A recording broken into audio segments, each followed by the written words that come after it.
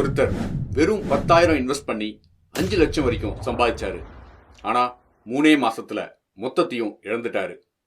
Stock மார்க்கெட்டை ஜெயிச்சிட்டு தான் நினைச்ச சென்னையை சேர்ந்த ஒரு ஐடி இளைஞனோட கதை தான் இது. தன்னோட சின்ன இன்வெஸ்ட்மெண்ட்டா 10,000 ஸ்டாக் மார்க்கெட்ல போட்டு சில மாதங்கள்லயே 5 லட்சம் வரைக்கும் உயர்த்தினாரு.